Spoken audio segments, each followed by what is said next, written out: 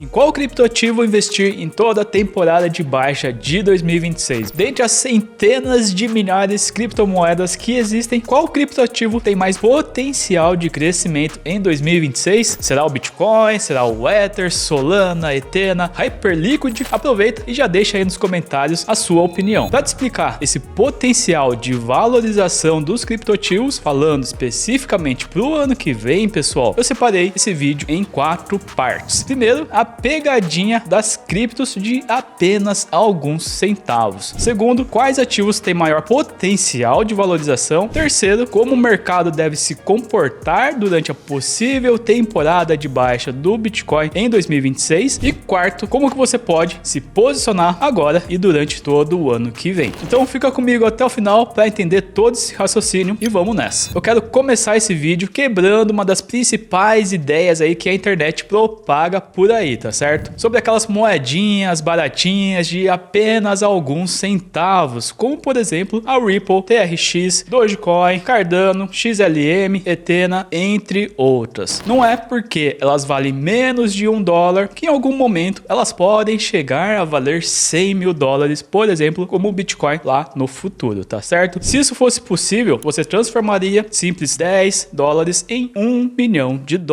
E na minha opinião, essa possibilidade não existe mais no mercado cripto atualmente, ok? Esqueça aí ficar rico, nem que seja, né, em 10, 15 anos, quem sabe, investindo apenas R$100. Essa é a realidade de hoje. Para vocês terem uma referência, eu diria que nesse prazo aí vai de 15 anos, quem sabe, você pode esperar uma multiplicação de 10 vezes aí no Bitcoin especificamente. Ou seja, mesmo assim, você precisaria investir R$100 mil hoje para lá na frente, quem sabe ter aí R$1 milhão.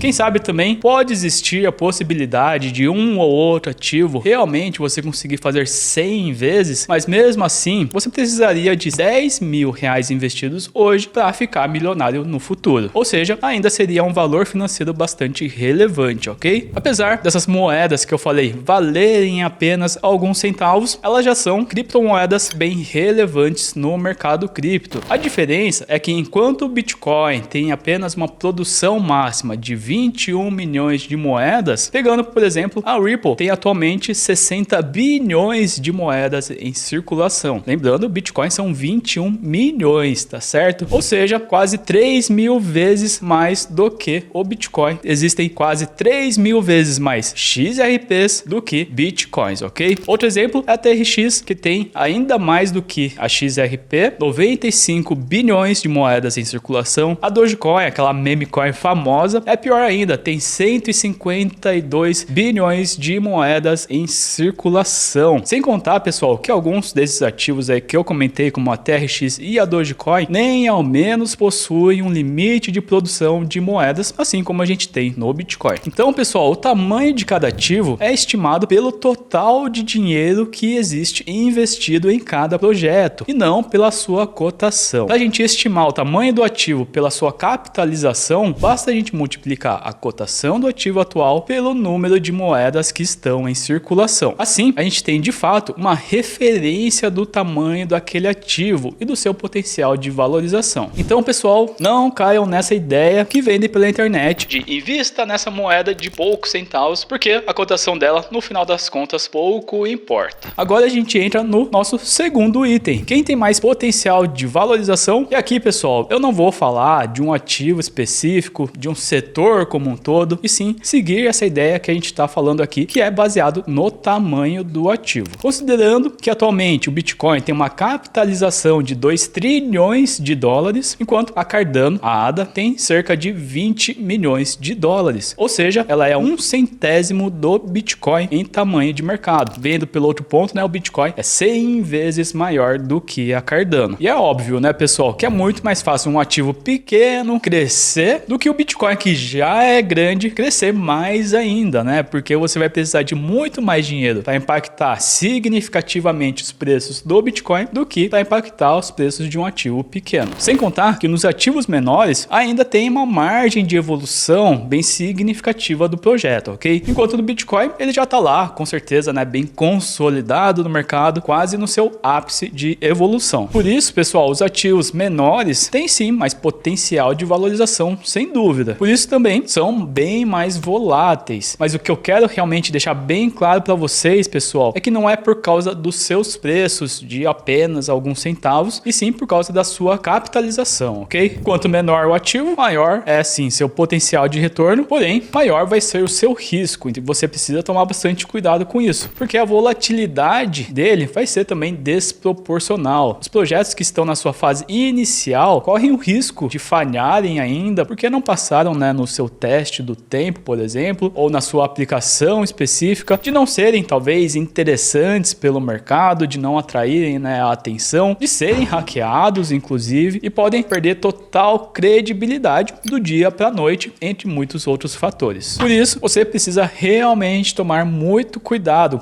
redobrado, e não se animar muito na exposição desses ativos menores. Além desses riscos, precisamos tomar cuidado com outro detalhe: o momento do mercado. E aqui a gente entra no nosso terceiro ponto. Até então, o mercado cripto passou por ciclos, pessoal, de 4 anos. 3 anos de alta, 1 ano de baixa. 3 anos de alta, 1 ano de baixa, e assim por diante. Por isso, você precisa estar ciente do risco que está ocorrendo nos ativos durante a temporada de baixa, que no caso, seguindo, né, o ciclo, seria realmente no ano que vem. Isso porque, pessoal, em 90% do tempo, as altcoins se desempenham pior do que o Bitcoin. Mas isso não significa que o Bitcoin está subindo enquanto as altcoins estão caindo, porque também existe a possibilidade do Bitcoin continuar subindo, mas as altcoins subirem um pouco menos e, consequentemente, elas continuam, né, desempenhando pior do que o Bitcoin. No outro cenário, que pode acontecer no ano que vem, seria realmente o Bitcoin cair e os outros ativos caírem mais ainda do que o Bitcoin, ok? Então, vamos lá, pensa comigo, pessoal. Se o Bitcoin é o maior e mais consolidado criptoativo do mundo, menos volátil de todos, consequentemente tem o menor risco, se desempenha melhor do que todo o resto do mercado cripto em 90% do tempo, porque afinal de contas você vai se arriscar nos outros ativos, não é mesmo? De fato, eu concordo com você que para quem tem um perfil mais conservador, realmente essa visão faz bastante sentido. E só o Bitcoin já pode ser suficiente para esse perfil de investidor. Agora, se você tem um patrimônio mais relevante, um perfil de risco um pouco maior, mais agressivo e quer inclusive tentar superar o Bitcoin, daí sim, né, você precisa do acompanhamento de um profissional para navegar nesse mar agitado. E é justamente isso que eu busco aqui na Finclass, pessoal, expor vocês a um risco um pouco maior do que o Bitcoin, com o objetivo de bater o seu desempenho. Inclusive, pessoal, se você quiser aproveitar, esse mês estamos no mês dos investimentos por R$ 39,90 por mês no plano anual. Então é só clicar no link da descrição e aproveitar agora mesmo. E aqui já fica meu alerta para o ano que vem, que seria o nosso quarto item desse vídeo. Conforme comentei nos vídeos anteriores aqui da Finclass, eu acredito sim, por enquanto, na continuidade do ciclo do Bitcoin e, consequentemente, ano que vem seria um ano de baixa para todo o mercado cripto. Historicamente, essa temporada de baixa durou cerca de 1 ano e por isso é possível que 2026 seja o ano inteiro de queda. Durante todos esses períodos, enquanto o Bitcoin caía 75%, 85%, as altcoins chegavam a cair 90% ou até mesmo mais em relação ao topo da temporada de alta. Mas com certeza grande parte dessa queda já acontece quando o Bitcoin chega a cair aí na casa dos 50%, 60%,